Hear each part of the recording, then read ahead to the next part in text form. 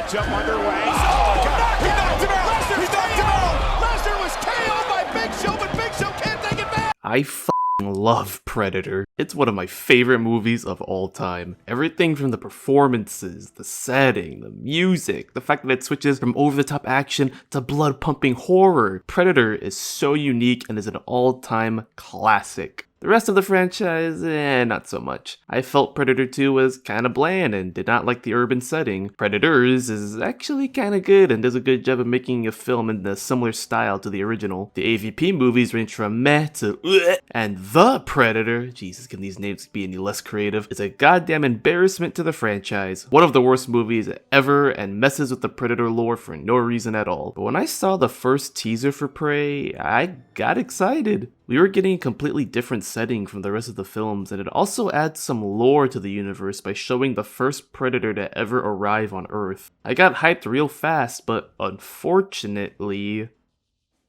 I'm just kidding, this movie was awesome. It's not a perfect movie, but I loved it regardless. I just wish I could have seen it in theaters. Why'd you drop this film on Hulu, you bastards? Let's jump right into this one.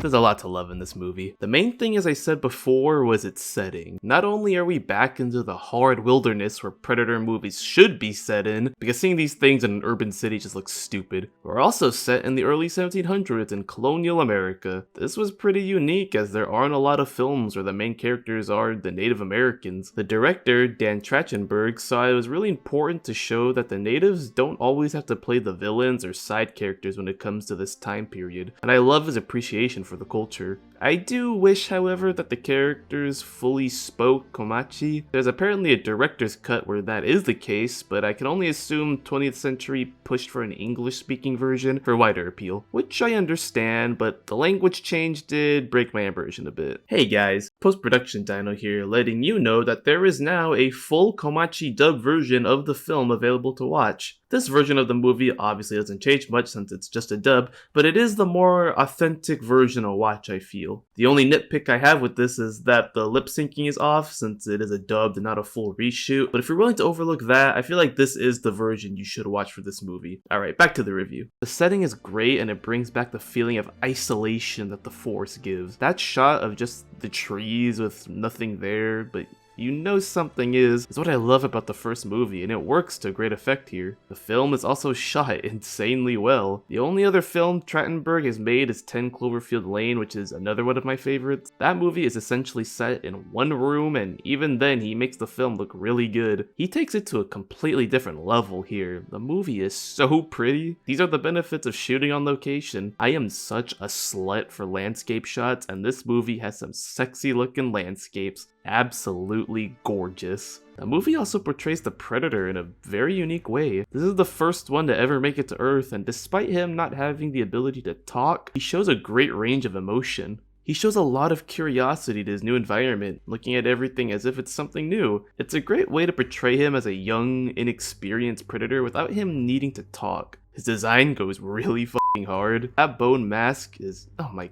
god, chef's kiss to whoever made that. I like how he doesn't use a lot of over-the-top weapons like the plasma caster or even armor. He's testing the waters here since he's essentially scouting the planet and is fighting pretty much every creature he encounters using what he probably considers the bare minimum equipment. Speaking of fights...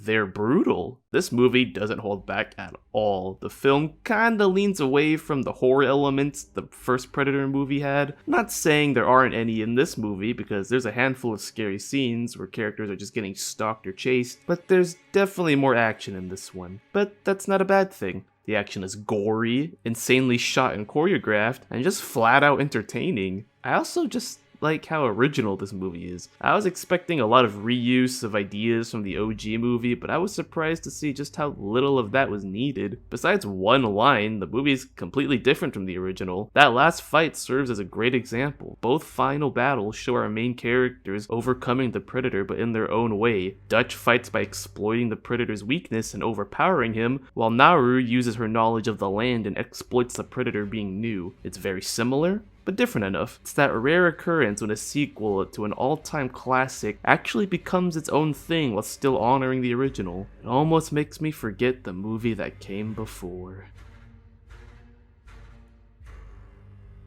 But like I said before, some things in the movie just didn't work out. One of the issues is the characters. Now, I don't think Naru is a bad character, not a great one, but she gets the job done. What I don't like, however, is how she interacts with everyone else. Now, I get what they're trying to do with her. They're trying to push the woman persevering story with Naru. She's trying to gain the respect of her people, but they don't respect her because she's a woman and isn't allowed to hunt. I get all that. But it gets kinda annoying when that's all you do with her. Every character she talks to just says the same shit over and over. They all just tell her that she can't hunt, and it gets repetitive.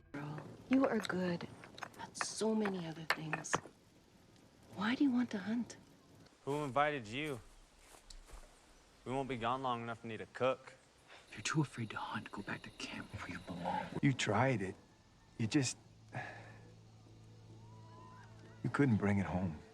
This hurts her as a character because we don't really learn anything about her. We don't know her personality, her traits, what she likes and dislikes. The only character that doesn't speak to her in this way is the f***ing dog. She's also the only character in the film, and that causes some problems. See, the original Predator film had a large cast of characters, each with their own names, personalities, and interests. So when we see them get picked off one by one, it means more because we actually got to know who those people were. It makes the movie more scary because we don't want to see any of these guys die. But in this movie, we only have Naru to lean on, with her brother and the dog being the only supporting characters. Everyone else is just cannon fodder, and this point goes back to what I said about the action. It's less scary since we don't really know anyone else in this movie. There's no one else to worry about besides Naru, but she's the protagonist. We know she's not gonna die. This is what makes Predator an action horror film, while Prey is pretty much a slasher. People are getting mowed down and demolished all over the place, but we don't really know anyone else. Not to say it's a bad thing for this movie to only have one main character, but I just wish she had more to do and work with besides being the girl who gets told no by the boys, because I feel like her character has a lot more to say than just the bare minimum. This movie, though, is just great.